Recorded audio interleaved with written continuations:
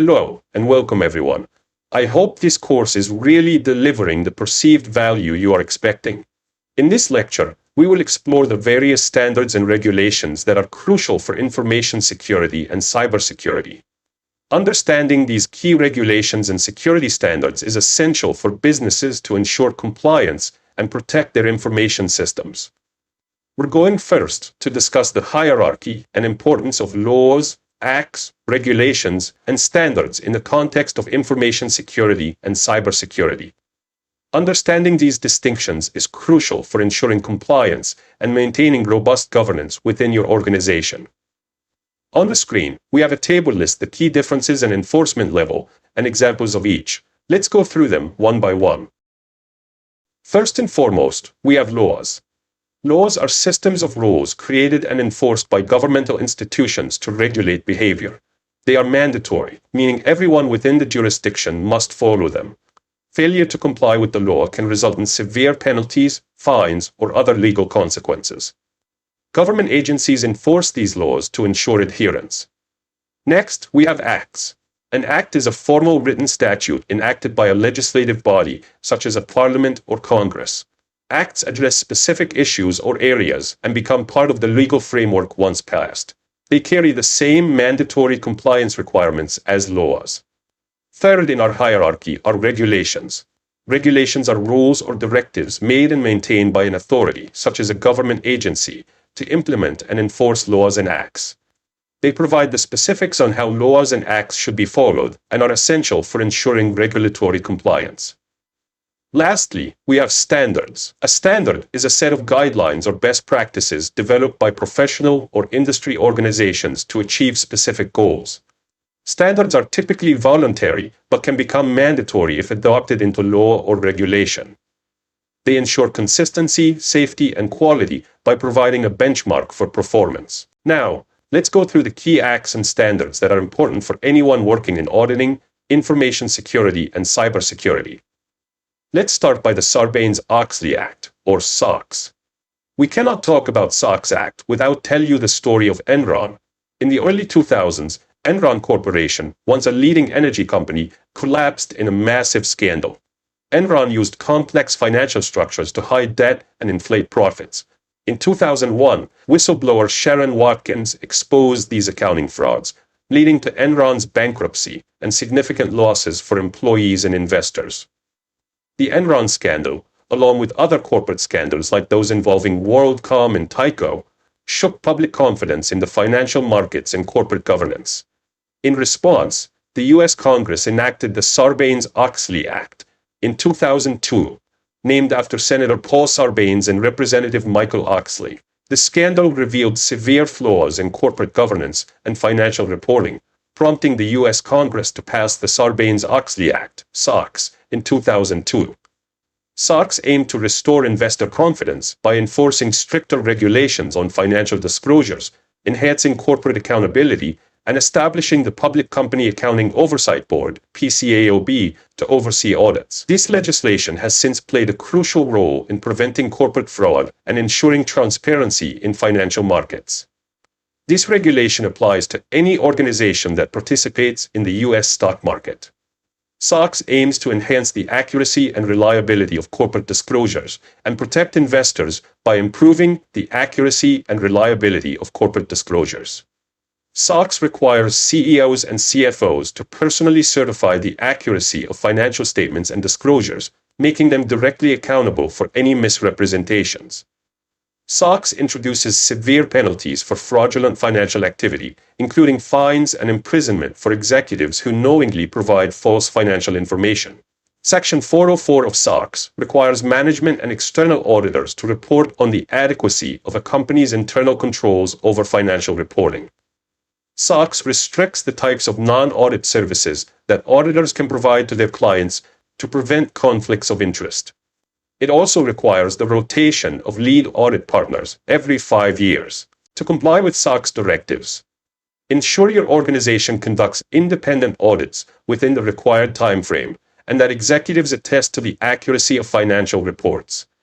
Organizations must conduct an independent audit within 90 days of releasing their financial results.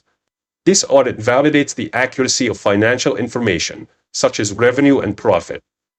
It ensures that financial reporting is reliable and that executive management is held accountable. Another act is Gramm-Leach-Bliley Act, GLBA. This act focuses on data protection and liability for financial institutions. GLBA is designed to protect consumers' personal financial information held by financial institutions.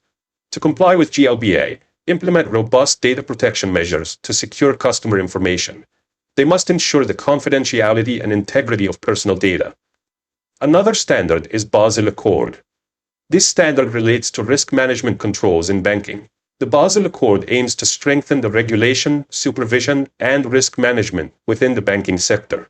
To align with Basel Accord standard requirements, banks and financial institutions must align with Basel Accord standards to manage risks effectively.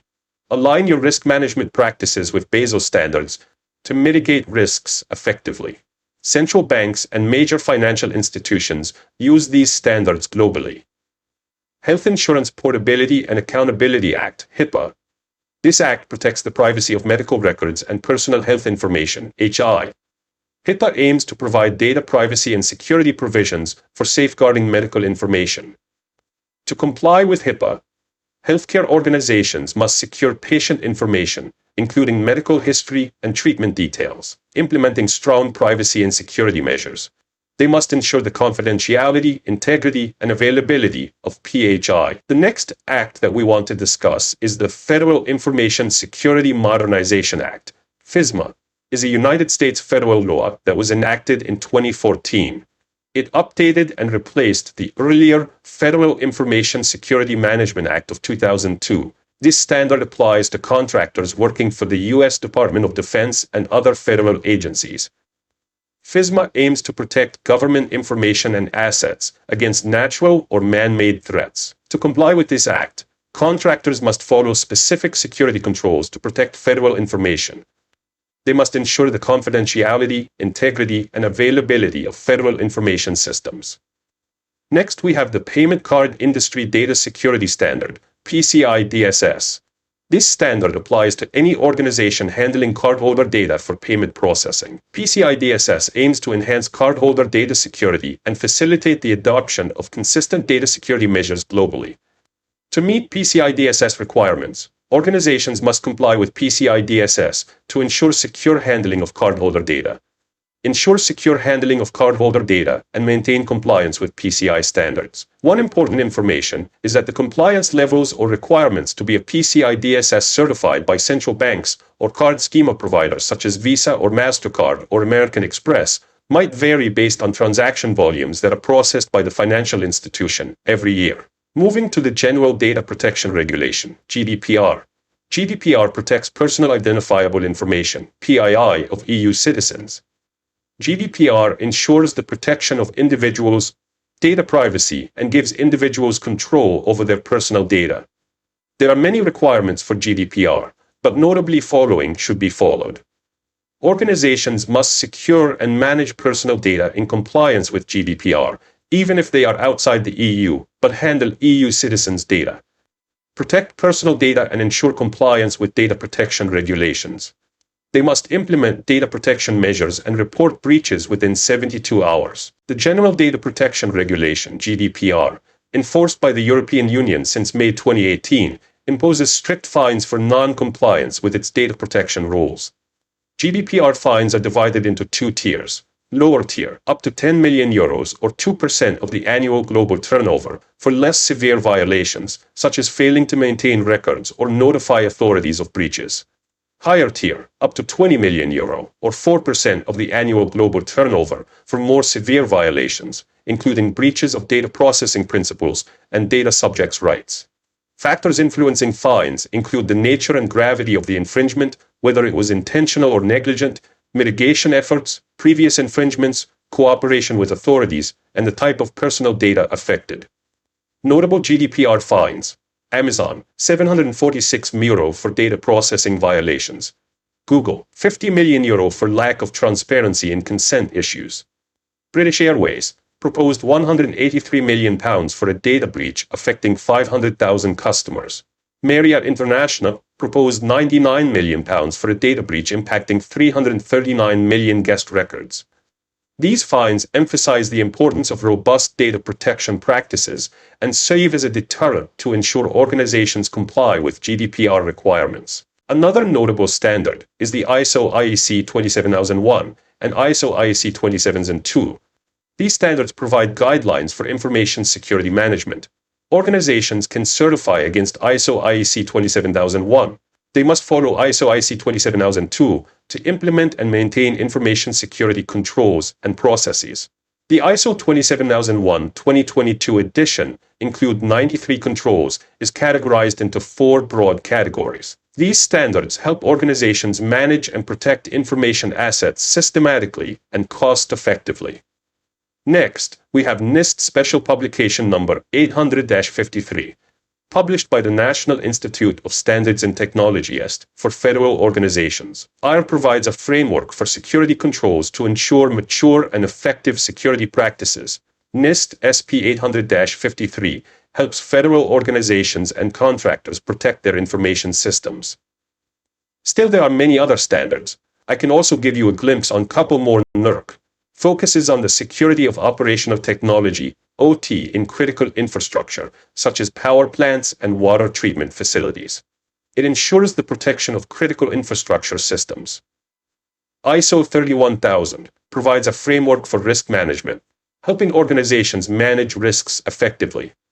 NIST Cybersecurity Framework assists organizations in building and improving their cybersecurity capabilities. By understanding and adhering to these standards and regulations, organizations can enhance their security posture, protect sensitive information, and ensure compliance with legal requirements. Reading and implementing these standards will help you make informed decisions and improve your organization's overall security. I hope this lecture was clear and informative. Let me know if you have any further questions. See you in the next lecture.